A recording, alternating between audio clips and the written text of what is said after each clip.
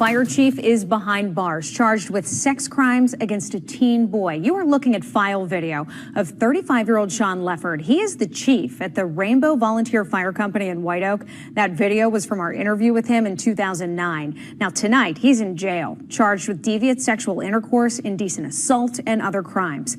Police say the alleged abuse happened over a 4-year period. An associate pastor has been arrested near Austin in connection with the sexual assault of a child out of Corpus Christi. 59-year-old Ruben Garcia was arrested at a home in Buda. He's an associate pastor in Austin. Fern Creek High School teacher Samuel Barrett is facing several sexual abuse charges. Investigators say he touched a freshman inappropriately. Police say the sexual abuse happened while he was teaching. Well, I found out that the suspect in this case here is a registered sex offender, as you mentioned, who was charged with a similar crime years ago. Now, the victim in that case was just 5 years old. Now, here we are years later, and he's charged with similar crimes, this time accused of sexually assaulting a 1-year-old. It was just after midnight on July 5th when Halifax County deputies responded to a home on Cloverleaf Drive after they got a report of a missing child. Not too long after, investigators pinpointed the suspect as 25-year-old Alexander Ezel, a registered sex offender. Through their investigation, detectives figured out the suspect broke into the home, took the baby, and then took off. Federal grand jury has handed down an indictment against an Amarillo man. Desjuan Newsom was indicted this week for attempted sex trafficking of a child. Newsom was arrested on April 30th for several charges. This man, 30-year-old Carlos Bell, is behind bars. Police accuse the teacher's aide of producing child porn inside the school where he worked. And the details only get more disturbing. John Henry joins us from one of the schools in question in Waldorf. John, and we've learned that Bell was also HIV positive. FBI agents have arrested Pastor Cordell Jenkins and Pastor Anthony Haynes for alleged sex crimes against children. FBI agents actually searched Pastor Jenkins' home, you see here, right here in the 2400 block of Barrington. The FBI's Crimes Against Children's Task Force is executing several search warrants around town at homes and churches, according to sources that have told 13ABC. There are numerous agencies working this case. The Bureau of Criminal Investigation removed several pieces of evidence from Pastor Jenkins' homes. The alleged crimes were brought to the FBI's attention a few weeks ago. That's when they launched this investigation. Both are charged with sex trafficking of children. They will have initial appearances in federal court later this afternoon. Lawyers representing Michael Courtwright say he's been a fully credentialed naturopathic physician in the state of Vermont for several years. These types of doctors take a holistic approach with a focus on preventing illness with exercise, nutrition, and wellness. Courtwright has an office in Virginia Beach. But last November, court records show that a mother called police after her 2 daughters saw Courtwright. They claimed they were told to take their clothes off, asked inappropriate questions about their sexual history, and say he gave them each a pelvic exam and gave one of them a breast exam and talked about masturbation.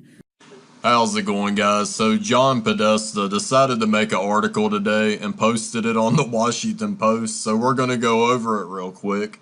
It says, John Podesta, why is Trump tweeting about me when he should be doing his job? Because that is his job. He should have investigated you a long time ago. It goes on to read by John Podesta.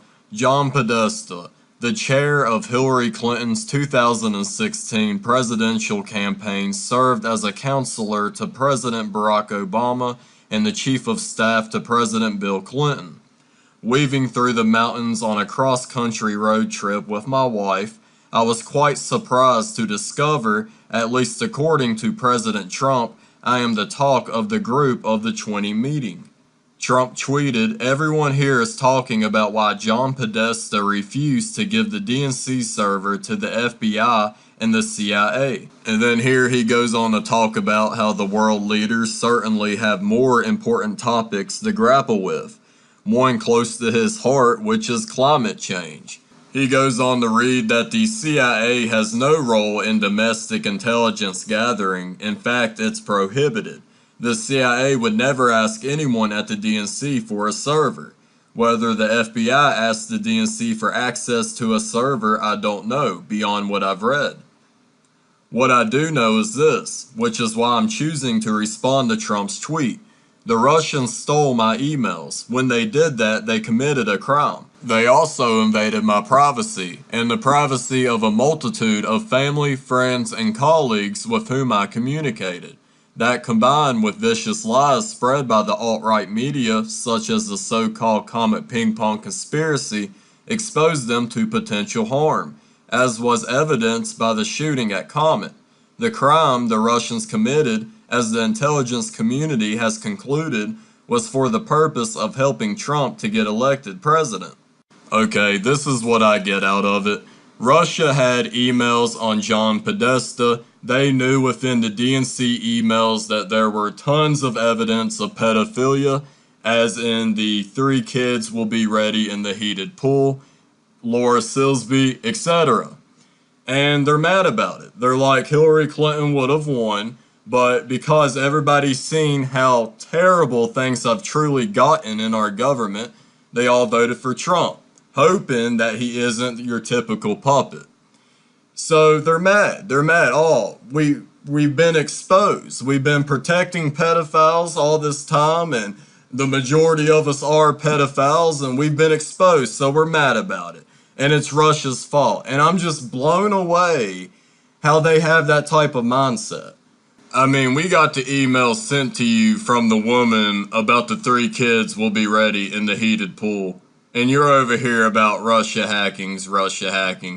And you think you're safe because the emails were hacked, sort of like James Alefantes, the CP that was found on his website was hacked, and they said it could not be used as evidence. This is sort of the same scenario, I have a feeling. He feels like he's safe, but there is so much overwhelming evidence, I don't think you're going to be able to hide. Anyways, guys, tell me what you think about the whole thing. Comment, rate, subscribe. Please share the video, and have a good day.